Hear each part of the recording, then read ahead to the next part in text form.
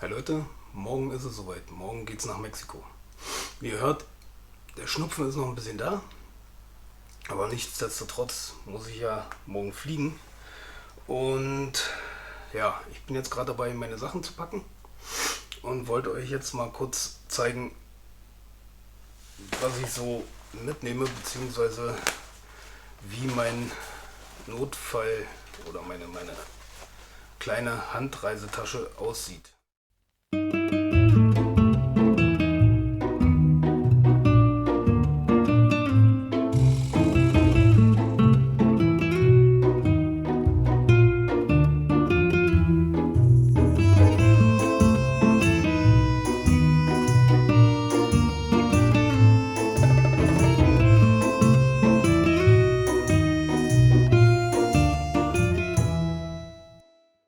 Und zwar haben wir da hier, also ich habe gerne beim Reisen alles in einer Tasche und nichts mehr in den Hosentaschen.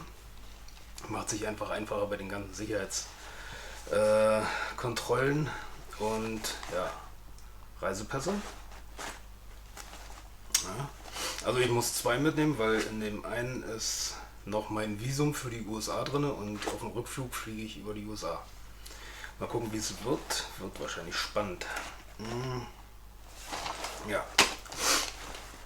so ein Ding, so ein Adapter, den gibt es in verschiedenen Formen für verschiedene Länder. Für die USA und für Mexiko braucht ihr so einen Dreierstecker. Ja, die solltet ihr euch auf jeden Fall zulegen. Was haben wir noch? Paracetamol, falls Kopfschmerzen kommen. Ansonsten, ja, kommt hier jetzt noch rein bisschen Kleingeld, einmal für Mexiko, ja, dass man, wenn man am Flughafen ankommt, dann kann man sich gleich was zu essen kaufen, was zu trinken oder, ja, keine Ahnung, einfach zur Reserve und das gleiche dann für die USA.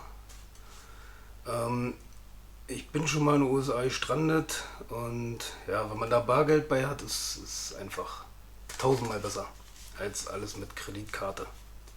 Wenn ihr mal nach Mexiko fliegen solltet, dann solltet ihr euch auf jeden Fall einen kleinen Zettel machen, wo drauf steht, in welchem Hotel oder bei wem ihr übernachtet oder wohnt zu der Zeit, weil ihr müsst das im Visum, was dann im Flugzeug ausgefüllt wird, eintragen und dann geht es einfach schneller. Ne? Ja, ansonsten werde ich jetzt meine Sachen weiterpacken und wir sehen uns dann morgen früh.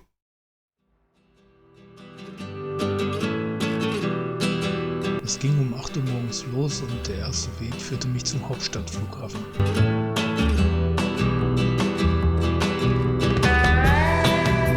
Das, was ich bis jetzt gehört hatte, stimmte mich nicht sehr optimistisch, also wollte ich 2,5 Stunden vorher da sein.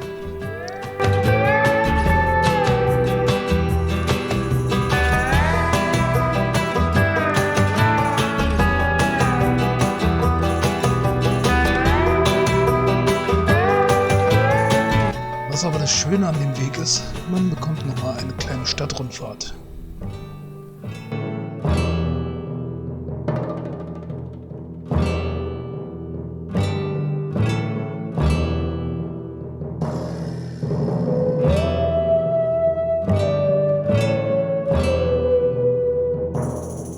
Auch die Fluggesellschaft hatte mich per Mail informiert, 2 Stunden vorher da zu sein.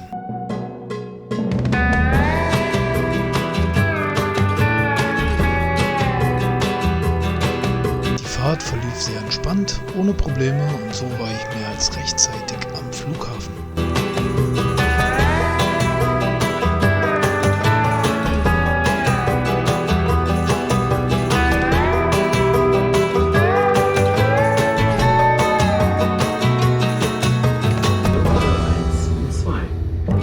Dieser Zug hält nur am BER Terminal 1 und 2. Fahrgäste zum BER Terminal 5 nutzen bitte die S-Bahn von den Gleisen 5 und 6. Dieser Zug endet dort. Fahrgäste bitte alle aussteigen. Morgen Leute, so ich bin jetzt am Flughafen, Gepäck ist aufgegeben, hat alles wunderbar geklappt. Und ja, jetzt warte ich noch 2 Stunden auf den Flieger nach Madrid. Und dann sehen wir uns wieder. bis dahin. Es war also Zeit, ein paar kleine Impressionen zu filmen. Weihnachten war ja nicht mehr weit weg.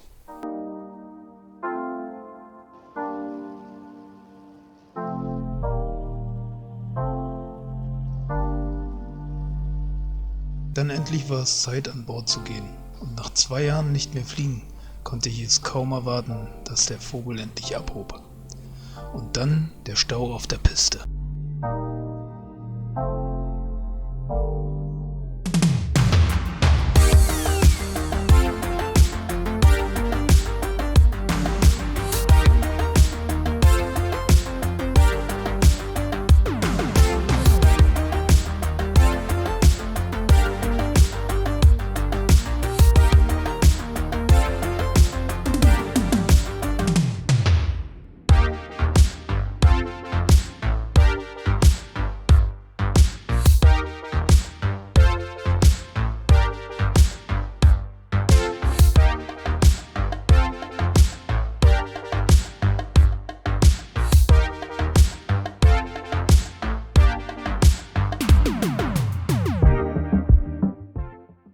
Hi.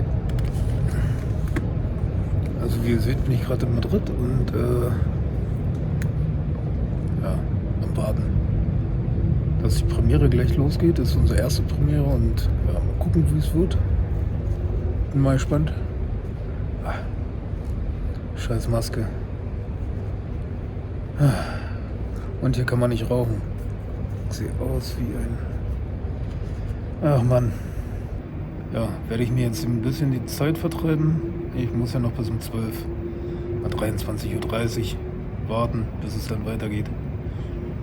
Ja, und dann melde ich mich heute Abend vielleicht nochmal oder so. Mal gucken. Schauen wir mal. Also, bis später.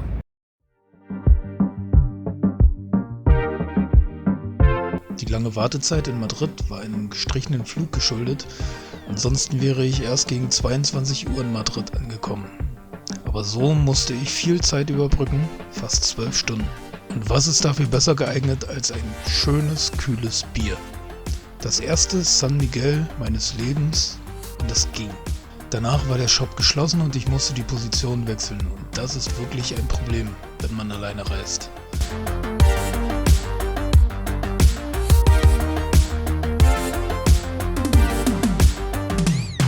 Man hat niemanden, der auf das Gepäck aufpasst, wenn man mal aufs Klo muss.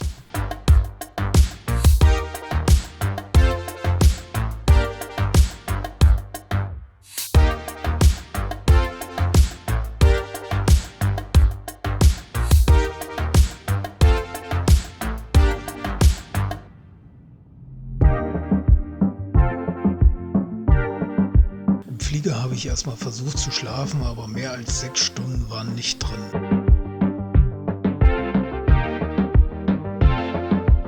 Da viele Flieger am frühen Morgen landen, war die Immigration sehr voll und ich habe über 1 Stunde gebraucht, um ein Visa zu bekommen. Nachdem ich die Bustickets gekauft hatte, habe ich mir erstmal einen schönen Taco gegönnt.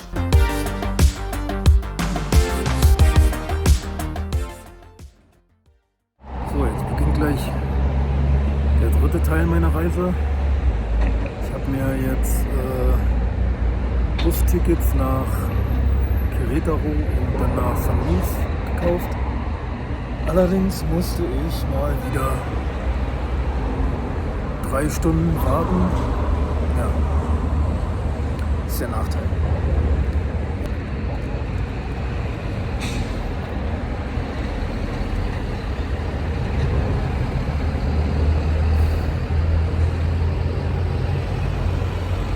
Jetzt muss ich noch 1 Stunde warten, bis mein Bus fährt. Der geht dann bis Querétaro. Von da aus geht es dann weiter nach San Luis Potosí. Und ja, in hoffentlich so ungefähr 8 Stunden bin ich dann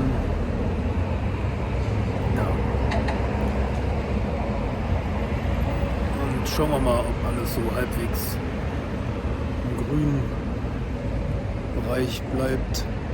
Also bis jetzt war es ja relativ entspannt, die ganze Reise. Nur ein bisschen wenig Schlaf, aber das bei mir normal.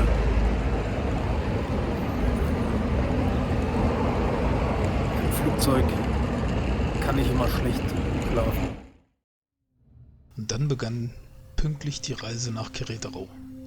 Die Strecke bin ich schon einmal gefahren, allerdings bei Nacht. Und das Ganze ist schon über 3 Jahre her.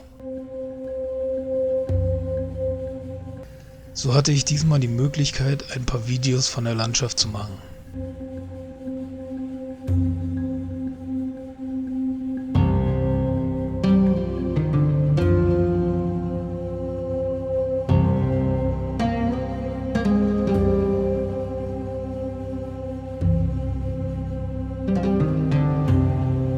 Es war beeindruckend, wie lange der Bus gebraucht hat, um aus dem Stadtgebiet von Mexico City herauszufahren.